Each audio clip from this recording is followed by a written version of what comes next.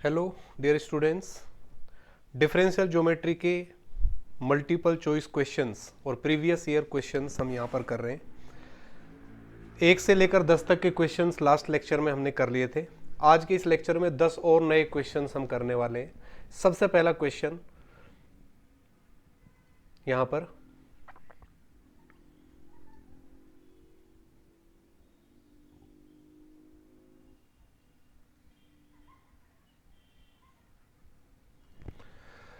The centre and radius of osculating sphere at 1 2 3 इस point पर, ठीक है, इस पॉइंट पर आपको 1 2 3 पर ऑस्कुलेटिंग स्फीयर का सेंटर फाइंड करना है और रेडियस फाइंड करनी है और इनमें से बताना है कौन सा होगा। तो मैं इस तरह का ऑस्कुलेटिंग स्फीयर ले लेता हूं, सपोज x माइनस एल्फा का whole square, y minus beta whole square, z minus gamma whole square equal to R square. ठीक है, इस टाइप का मैंने ले लिया सपोज नंबर 1। तो इसके अंदर आपको अल्फा बीटा गामा और आर की वैल्यू निकालनी है किस पॉइंट पर, 1 2 3 पर, जबकि कर्व का इक्वेशन ये दे रखा है। तो x equal to 1, y equal to 2, z equal to 3 कब आएगा, जब t इक्वल टू क्या रखोगे यहाँ पर 0। इसका मतलब आपको ऑस्कुलेटिंग स्फीयर किस पॉइंट पर निकालना है, 8t इक्वल टू 0। इस पॉइंट पर ऑस्कुलेटिंग स्फीयर का इक्वेशन फाइंड करना है। अब कई बच्चों ने हो सकता है कि ऑप्शन से करने की कोशिश की हो, लेकिन दिक्कत ये है कि ऑप्शन अगर एक से ज़्यादा करेक्ट हो जाए तो प्रॉब्लम हो जाती है। जैसे 1 2 3 पॉइंट पर से अगर मैं इसको पास करूं तो ये इस तरह का बनेगा, 1 माइनस एल्फा का स्क्वायर प्लस 2 माइनस बीटा का स्क्वायर प्लस 3 माइनस गामा का square equal to R square. अब जैसे पहला ऑप्शन में देखूं 1 4/3 और 3, 1 जब मैंने यहां पर रखूंगा ये पॉइंट 1 4 और 1 4/3 और 3, ये मैं अल्फा बीटा की वैल्यू रख रहा हूँ। तो अल्फा की जगह 1 रखा तो पहली टर्म तो 0 हो गई। यहाँ पर मैं फिर 4/3 रख रहा हूँ बीटा की जगह, ठीक है। तो 2 माइनस 4/3 का स्क्वायर, 2 माइनस 4/3 का स्क्वायर बना और फिर 3 रखेंगे तो 0 बन गया, ठीक है। यहाँ पर गामा जेड की जगह, वो गामा की जगह 3 रखा, ठीक है, तो यहाँ पर 0। तो ये किसके बराबर आ रहा है, 3 2 जा 6 माइनस 4 यानी कि 2/3 का होल स्क्वायर और इक्वल टू आर भी इसने क्या दे दिया है 2/3, यानी कि ये ऑप्शन इसको सेटिस्फाई कर रहा है, ये वाला ऑप्शन सेटिस्फाई कर रहा है। दूसरा ऑप्शन अगर आप देखो, दूसरा वाला ऑप्शन, तो दूसरा ऑप्शन इसको सेटिस्फाई नहीं कर रहा है क्योंकि अल्फा की जगह -1 दे रखा है। तो यहाँ पर 2 का स्क्वायर हो गया और प्लस 4/3 रखेंगे तो यहाँ पर वही 2/3 का होल स्क्वायर और वो 0 बना, यानी कि ये not equal to R square आएगा, आर की वैल्यू अगर 2/3 आप लेते हो तो, ठीक है। तो ये ऑप्शन तो आपका यहीं से डिस्कार्ड हो गया। तीसरा वाला ऑप्शन देखें तो तीसरे वाले ऑप्शन में देखो, अल्फा की जगह अगर मैं 1 रखूं, अल्फा की जगह 1, तो ये तो 0 हो गया। 8/3 रखेंगे तो 2/3 का होल स्क्वायर और यहाँ पर 3/2 रखें तो कुछ एक्स्ट्रा आएगा, तो ये भी सेटिस्फाई नहीं कर रहा है। चौथा ऑप्शन रखें, ये वाली टर्म 0 बन जाएगी, ये 0 बन जाएगी और जब 8/3 रखेंगे तो वही 2/3 का होल स्क्वायर बनेगा, तो ये भी इसको सेटिस्फाई कर रहा है। तो अब दिक्कत ये है कि 2 ऑप्शन इसको सेटिस्फाई कर रहे हैं, इसलिए आप इसको अब डायरेक्टली तो नहीं कर सकते। इसलिए अब हमें क्या करना पड़ेगा, इसको प्रॉपर वे में देखना पड़ेगा। अगर सेटिस्फाई कर जाए तब तो आपका सीधा सीधा आंसर यहाँ पर आ जाता। इसको किस तरह से करते हैं, 3 डेरिवेटिव निकालने पड़ेंगे मुझे अब, ठीक है। इस पॉइंट पर निकालने का मतलब क्या हो गया, t इक्वल टू 0, देखो t इक्वल टू 0 पर ये 0 बन गया तो x की वैल्यू 1 आ गई, t इक्वल टू 0 पर y 2 आ गया, t इक्वल टू 0 पर z 3 आ गया। इसका मतलब ये पॉइंट मिल गया। तो t इक्वल टू 0 पर आपको फाइंड करना है। तो t इक्वल टू 0 पर आप देखो क्या क्या करना है मुझे, dx/dt की वैल्यू किसके बराबर आ रही है, अगर मैं डेरिवेटिव करूं तो 2 बन गया। dy/dt अगर मैं फाइंड करूं तो क्या आ रहा है 6t। dz/dt की वैल्यू अगर मैं फाइंड करूं तो क्या आ रही है 12t²। सेकेंड डेरिवेटिव किया तो d2x बाई, क्योंकि आपको पता है ऑस्कुलेटिंग स्फीयर में कितने पॉइंट का कांटेक्ट होता है, 4 पॉइंट का, 4 पॉइंट कांटेक्ट होने का मतलब है थर्ड ऑर्डर तक के डेरिवेटिव 0 होंगे, थर्ड ऑर्डर तक के डेरिवेटिव 0 होंगे, इसलिए थर्ड ऑर्डर तक के डेरिवेटिव में निकालूंगा यहां पर। तो d2x/dt2 क्या बन गया 0, d2y/dt2 ये क्या बन गया 6 और d2z/dt2 ये किसके बराबर आ गया 24t। और थर्ड ऑर्डर के डेरिवेटिव इसी तरह से मैं निकालूंगा, जरूरत पड़ेगी तो काम में लूंगा। अभी अपन देखते हैं, दो ऑप्शंस मेरे पास हैं, ए और डी, इनमें से मुझे चेक करना है। तो ये आपके पास रिलेशन है, इसके 3 ऑर्डर तक के आप डेरिवेटिव निकाल सकते हो। पहला डेरिवेटिव जब आप करोगे तो क्या आएगा 2 इंटू किसके बना x माइनस एल्फा और dx बाई डी टी के रेस्पेक्ट में डेरिवेटिव कर रहे हैं, ठीक है। प्लस दूसरे का करेंगे तो 2 इंटू वाई माइनस बीटा और dy बाई डी टी, और plus 2 into z minus gamma और d z by D t equal to 0। तो 2 तो पूरे में से हट जाएगा, ठीक है, ये बन जाएगा। जब यहां पर वैल्यू देखोगे आप किस पर, ओरिजिन पर, वो सॉरी 1 2 3 पॉइंट मतलब t इक्वल टू 0 पर, तो t इक्वल टू 0 पर ये 0 बनेगा, t इक्वल टू 0 पर ये भी 0 बनेगा, और t इक्वल टू 0 पर ये वाली वैल्यू भी क्या बनेगी आपकी 0। तो इसमें जब वैल्यू रखेंगे तो dx बाई डी टी की वैल्यू रखेंगे, dy बाई डी टी तो क्या बनेगा 0, dz बाई डी टी क्या बनेगा 0, यानी अल्फा की वैल्यू यहां से आएगी। तो अल्फा तो दोनों में सेम है, देखो यहां पर इस पहले ऑप्शन में भी 1 दे रखा है, दूसरे में भी अल्फा 1 दे रखा है। तो अल्फा से मतलब नहीं है, हमें बीटा चाहिए, तो बीटा के लिए सेकंड डेरिवेटिव करेंगे। इसका फिर से मैं डेरिवेटिव कर रहा हूं, तो x माइनस एल्फा को एज इट इज लिखा, और ये हो जाएगा d2x by D T 2, y minus beta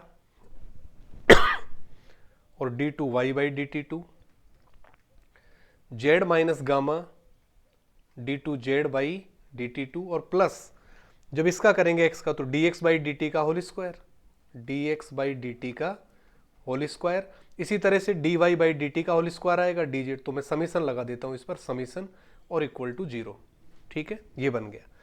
अब यहां से आप देखो d2y by D T, d2x by D T 2, ये वाली टर्म तो 0 बन गई। ये वाला क्या बना देखो y minus beta d2y by D T 2 की वैल्यू क्या है 6, और d2z by D T 2 origin पर क्या बन रहा है 0 बन रहा है, यानी कि t इक्वल टू 0 पर क्या बन रहा है 0 बन रहा है, ठीक है। तो ये वाली वैल्यू भी 0 बन गई। लास्ट वाले में plus dx by D T का होल स्क्वायर क्या बनेगा 4, dy बाई डी टी का होल स्क्वायर क्या बनेगा 0, t इक्वल टू 0 पर, और ये भी क्या बनेगा dz बाई डी टी भी 0, तो ये आ गया इक्वल टू 0।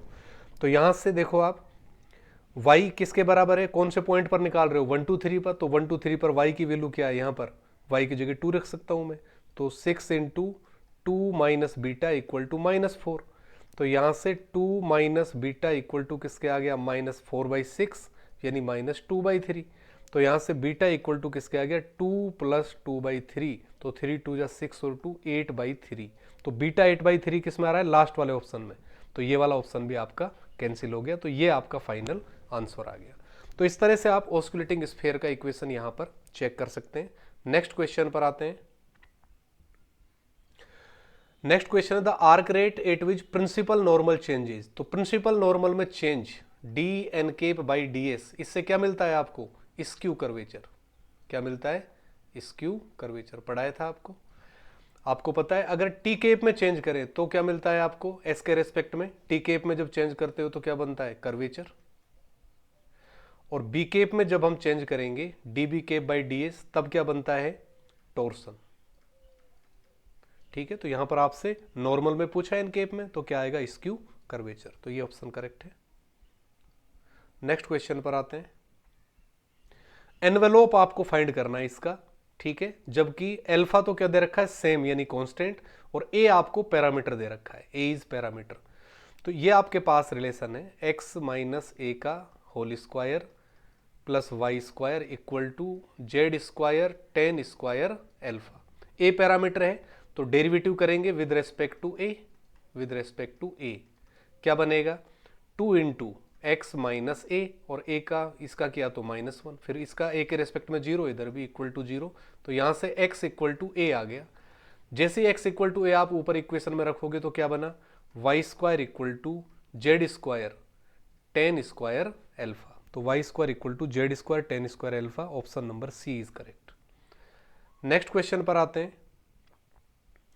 एनवलोप आपको फाइंड करना है, ठीक है, l x plus M Y plus N Z equal to p दे रखा है, a square l square plus b square m square plus c square n square equal to p square दे रखा है। तो दो रिलेशन जब भी हो तो मैंने आपको फॉर्मूला बताया था, एक को तो एफ मान लेंगे, एफ इक्वल टू क्या l x plus M Y plus N z minus p equal to 0।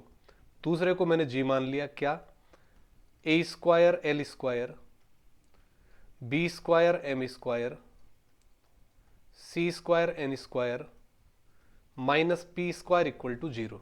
ये मैंने दूसरा मान लिया। अब आप यहां से देखिए, फॉर्मूला मैंने ये बताया था आपको। पैरामीटर कौन है यहाँ पर, एलएमएन, क्योंकि आप ऑप्शन से देख सकते हो एलएमएन को एलिमिनेट करना है, एबीसी तो रखा हुआ है, एलएमएन एलिमिनेट कर रहे हैं, तो क्या लिखेंगे, F L by G L. F और जी का एल के रिस्पेक्ट में हो गया, फिर F M by G M करेंगे, और फिर F N by G N, यही फॉर्मूला बताया था। तो एफ का एल के रेस्पेक्ट में करेंगे तो क्या बचा, एक्स अपॉन जी का एल के रेस्पेक्ट में 2a² L equal to F का एम के रेस्पेक्ट में y आ गया, और g का m के रेस्पेक्ट में आ जाएगा 2b² इंटू एम। एफ का n के रेस्पेक्ट में करें तो z है, और g का n के रेस्पेक्ट में करें तो 2c² इंटू एन, ये बचा। ठीक है, तो 2 तो मैंने पूरे में से क्या कर दिया, कैंसिल। इक्वल टू मैं क्या लिख सकता हूं, देखो इसको मैं l से मल्टीप्लाई कर रहा हूं, इसको m से मल्टीप्लाई कर रहा हूं, इसको n से करके ऐड कर रहा हूं, तो ये बनेगा lx plus M Y plus N z. Same operation नीचे लगाऊंगा तो a square l square b square m square c square n square equal to किसके आ गया, l x plus M Y plus N z, तो किसके बराबर है, पी के, तो equal to p upon A square l square, ये क्या दे रखा है, पी स्क्वायर, तो अपॉन पी स्क्वायर, तो पी से पी कैंसिल, तो 1 अपॉन पी बचा। फर्स्ट वाली टर्म को लास्ट वाले से इक्वेट करके मैं एल की वैल्यू निकाल सकता हूं, एल इक्वल टू किसके आ रहा है, पी एक्स अपॉन ए स्क्वायर। सेकेंड वाले को इक्वेट करूंगा तो m equal to P Y upon B square, और n इक्वल टू आ गया P Z upon C square. अब L x plus M Y की वैल्यू किसी में भी रख दो, इसमें रख देता हूं मैं L x plus M Y plus N Z equal to P, तो यहां पर मैं एल एम एन की वैल्यू लिख रहा हूं, यहां पर रखेंगे तो x से मल्टीप्लाई हो गया, तो p into x square upon ए square plus p into Y square upon B square plus p into z square upon किसके हो गया, सी स्क्वायर के इक्वल टू पी। p पूरे में से डिवाइड कर दिया तो इधर बच गया 1 आपका, तो X square upon A square plus Y square upon B square plus Z square upon C square equal to 1, option number B. ठीक है, second option is correct. Next question, envelope पूछ रहा है आपसे, ये रिलेशन दिया हुआ है, ठीक है, टी यहां पर पैरामीटर है, तो इस तरह का रिलेशन मेरे पास है 3x T square minus 3y T plus Z minus T cube equal to 0। ये इक्वेशन नंबर मैंने 1 मान लिया। इसका मैं अब क्या कर रहा हूं, डेरिवेटिव कर रहा हूं, तो डेरिवेटिव करेंगे तो क्या आएगा, देखो 6, क्योंकि पैरामीटर टी है तो टी के रेस्पेक्ट में डेरिवेटिव 6xt हो गया माइनस 3y हो गया, और minus 3t square equal to 0, ये बन रहा है। ठीक है, नंबर 2 मुझे क्या करना है, यहां से t को एलिमिनेट करना है, तो उसके लिए आप ये कर सकते हो, टी क्यूब को मैं पहले हटा देता हूं, तो यहां टी क्यूब को हटाने के लिए इक्वेशन नंबर 1 को तो मैं किससे मल्टीप्लाई कर रहा हूं, 3 से। ठीक है, 1 को मैं किससे मल्टीप्लाई कर रहा हूं, 3 से, तो 3 से मल्टीप्लाई करेंगे तो 9x इंटू टी स्क्वायर हो गया, 9y इंटू टी हो गया, प्लस 3 इंटू जेड और माइनस टी क्यूब, यहां तो ये आ गया। और इक्वेशन 2 को मैं t से मल्टीप्लाई कर रहा हूं तो 6x टी स्क्वायर हो गया माइनस 3y इंटू टी हो गया, और माइनस, अच्छा ऊपर इसको 3 से किया था तो यहां पर भी 3 है, माइनस किसके आ गया, 3 इंटू टी क्यूब के, ये इक्वल टू 0 और इक्वल टू 0। ठीक है, तो इसको मैंने किससे मल्टीप्लाई कर दिया है, t से, तो टी स्क्वायर हो गया, यहां पर t आ गया, यहां पर टी क्यूब। अब इसको मैं सबट्रैक्ट कर रहा हूं तो माइनस इधर प्लस इधर प्लस, क्या आ जाएगा मेरे पास, 3x टी स्क्वायर आया माइनस 6y इंटू टी बचा, और प्लस 3z, ये टर्म कैंसिल हो गई इक्वल टू 0। 3 से पूरे को डिवाइड कर दिया तो x T square minus 2y T और प्लस z इक्वल टू 0। तो एक रिलेशन तो ये आया। 2 को मैं इस तरह से लिख सकता हूं, इक्वेशन नंबर 2 को 3 से डिवाइड कर दिया मैंने, तो ये बन जाएगा 2xt माइनस वाई और minus T square equal to 0।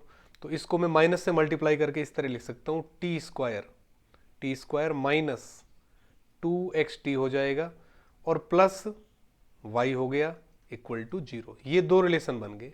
इन दोनों से मैं क्या कर सकता हूं, टी स्क्वायर की वैल्यू मैं फाइंड कर सकता हूं। देखो टी स्क्वायर अपॉन किसके होगा, टी स्क्वायर वाले कॉलम को कवर कर लिया, तो ये तो हो गया माइनस 2y स्क्वायर और माइनस माइनस प्लस 2xz, तो 2 तो बाहर आ गया। क्या आ रहा है, xz minus Y square equal to T upon, टी के लिए मैं इस टी वाले कॉलम को कवर कर लूंगा और क्या बचेगा मेरे पास, इधर से तो क्या आ गया z और minus X Y, Z minus X Y, 1 upon करें तो लास्ट वाले कॉलम को कवर कर लिया, क्या बचेगा माइनस का तो 2x स्क्वायर और माइनस माइनस प्लस 2y, तो 2 तो बाहर और y माइनस एक्स स्क्वायर, ये आ गया। तो यहां से t की वैल्यू आपको मिल गई, देखो आप, ठीक है। t इक्वल टू किसके आ गया मेरा यहां से, तो देखो आप t स्क्वायर तो क्या बन गया, t स्क्वायर तो जब इसको लास्ट वाली टर्म से इक्वेट करेंगे तो 2 से 2 कैंसिल, ये बचेगा xz minus Y square upon y minus X square, ये तो t स्क्वायर है। t इक्वल टू किसके है, z minus X Y upon Y minus X square, ठीक है। और इसको चाहो तो आप ये भी लिख सकते हो X Y minus Z upon X square minus Y, ठीक है। तो ये वैल्यू मैं यहां पर लिख रहा हूं इसके अंदर t की वैल्यू, तो टी स्क्वायर यहां पर जब वैल्यू रखूंगा मैं t की, तो ये बन जाएगा एक्स वाई माइनस जेड का whole square upon X square minus Y का होल स्क्वायर और इक्वल टू इधर बन रहा है क्या, Y square minus Z X upon X square minus Y, ठीक है, एक्स स्क्वायर माइनस वाई ये है। अच्छा t की वैल्यू में 2 और बच रहा है, यहाँ पर नीचे 2 और आ रहा है यहाँ पर, तो यहाँ पर वैल्यू रखेंगे तो नीचे 4 हो गया, तो एक्स स्क्वायर माइनस वाई एक तो कैंसिल हो गया, तो एक्स वाई माइनस जेड का whole square, X Y minus Z का whole square equal to 4 into x square minus Y, 4 into x square minus Y into Y square minus Z X, तो Y square minus Z X square minus Y, तो option A is correct. Okay, तो इस तरह से आप इसका envelope देख सकते हैं। Next question, the centre of osculating sphere is called the centre of spherical curvature whose position vector C vector is given by. तो ये कह रहा है कि कोई भी स्फीयर आपके पास है, ये सपोज कोई भी कर्व है और ये एक ऑस्कुलेटिंग स्फीयर है, तो सपोज पी पॉइंट का पोजीशन वेक्टर तो आर वेक्टर है और इसका जो सेंटर है उसका पोजीशन वेक्टर मैंने क्या मान लिया, सपोज सी वेक्टर। तो सी वेक्टर का फॉर्मूला मैंने आपको लिखवाया था, क्या होता है, R vector plus rho into N cap plus rho डेस इंटू सिग्मा और बी केप, ठीक है। तो ये फॉर्मूला आप चेक कर सकते हैं, लास्ट वाला ऑप्शन करेक्ट हो गया, C vector equal to R plus rho N cap और plus rho days into sigma B cap. Okay, next question, the condition for which any surface is minimal, surface के minimal surface होने की condition क्या है, first curvature क्या होता है, 0।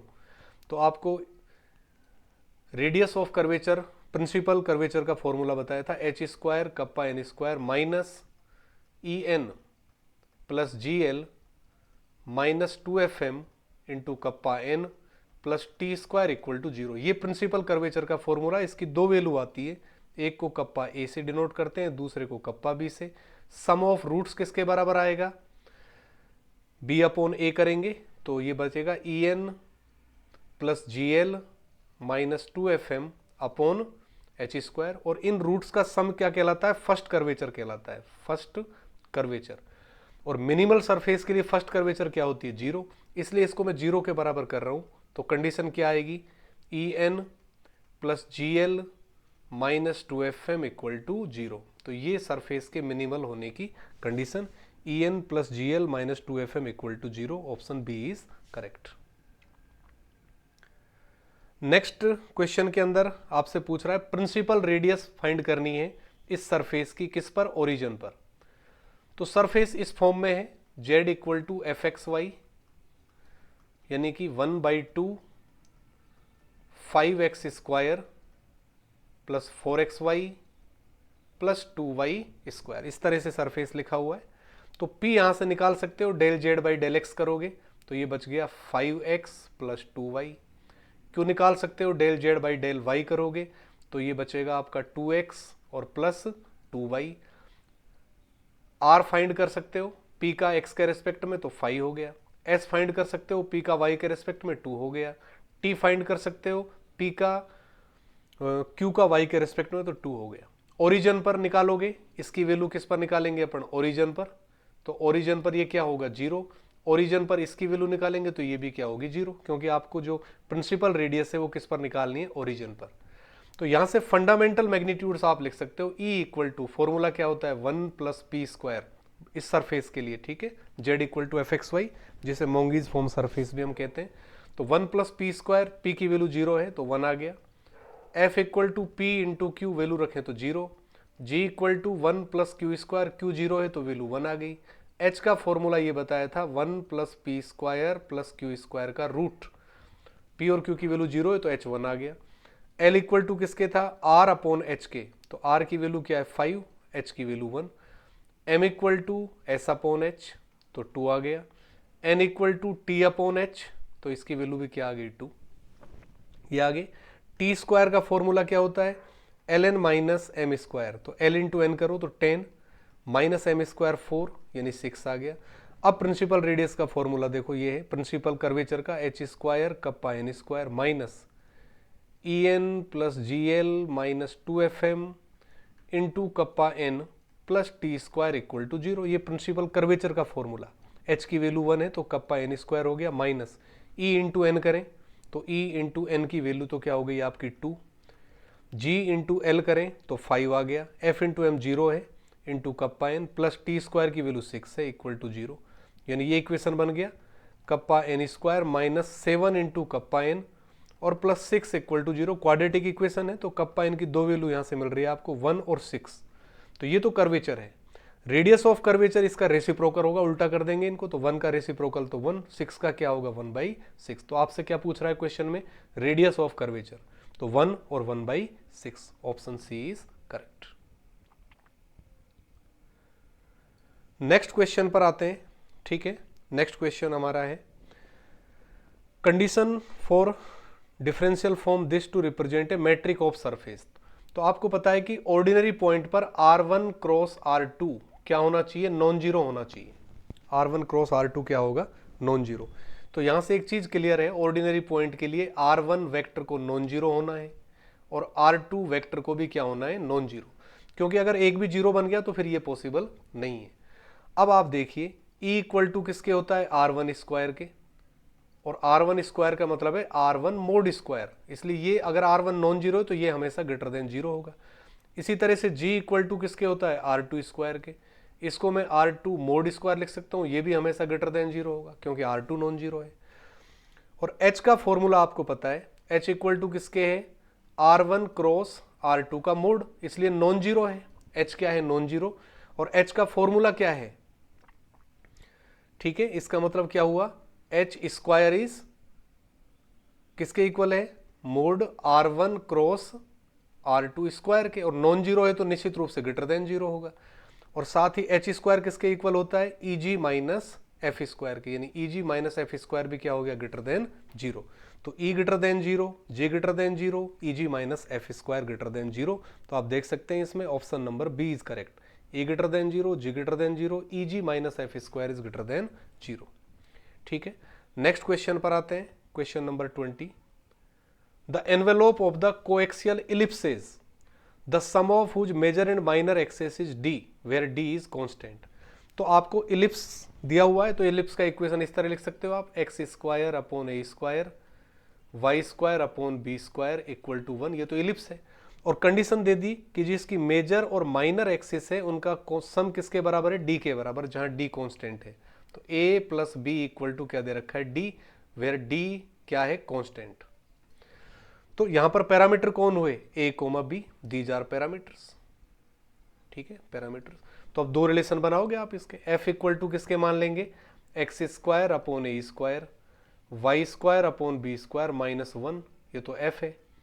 g equal to A plus B और माइनस डी, ये आपका g हो गया। फॉर्मूला अप्लाई करोगे तो F A upon G A equal to F B upon G B, क्या आ जाएगा, एफ का ए के रेस्पेक्ट में डेरिवेटिव, तो -2x² अपॉन ए क्यूब हो गया, और अपॉन जी का ए के रेस्पेक्ट में करेंगे तो 1 है, फिर एफ का बी के रेस्पेक्ट में करें तो -2y² अपॉन किसके आ रहा है, बी क्यूब के, और बी के रेस्पेक्ट में जी का करेंगे तो 1 आ गया। तो यहां से आप ये लिख सकते हो, इसको देखो 2 तो दोनों में से कैंसिल, माइनस भी कैंसिल हो गया, ठीक है, दोनों में से, तो ये बना आपका x² अपॉन a², और अपॉन किसके बचा, a के, इक्वल टू क्या लिख सकते हैं, y² अपॉन b², और अपॉन b, दोनों को ऊपर नीचे में ऐड कर रहा हूं, तो ये तो बना x² upon a² plus y² upon b² upon a plus b, equal to, इसका सम तो क्या दे रखा है, 1 के बराबर, तो 1, a प्लस बी किसके बराबर है, d के बराबर। तो यहां से देखो पहला रिलेशन क्या बना, x² अपॉन a क्यूब, ये वाली वैल्यू है, इक्वल टू किसके, 1 अपॉन डी के। तो यहां से a की वैल्यू मैं निकाल सकता हूं, a क्यूब इक्वल टू किसके आ गया, d upon D into x² के। तो a की वैल्यू क्या आ गई, d की पावर तो 1/3, x की पावर 2/3। इसी तरह से b लिख सकते हो, b क्या हो जाएगा, d पावर 1/3, और y की पावर क्या हो जाएगा, 2/3। तो a और b की वैल्यू मैंने फाइंड कर दी। ऊपर लिखा हुआ है कि a प्लस बी किसके बराबर है, d के, तो इसमें रख रहा हूं मैं a प्लस बी, तो दोनों में से d की पावर 1/3 तो बाहर आ गया, x raise to the power 2/3, y raise to the power 2/3 equal to d। तो यहां से आ जाएगा x raise to the power 2/3, y raise to the power 2/3, और d की पावर 1 है, इधर से आएगा तो -1/3, यानी d raise to the power भी 2/3। तो फॉर्मूला आप देख सकते हैं इसका कौन सा ऑप्शन आ रहा है, d, x power 2/3, y power 2/3 equal to d raise to the power 2/3। ठीक है, तो ये आपके आज के 10 क्वेश्चंस हमारे कंप्लीट हो चुके हैं, और इसी तरह के वीडियोस आपको मिलते रहे, उसके लिए आप इस चैनल को जरूर सब्सक्राइब करें और ज़्यादा से ज़्यादा शेयर करें, ताकि ज़्यादा से ज़्यादा बच्चों को फ़ायदा मिल सके इन क्वेश्चंस का।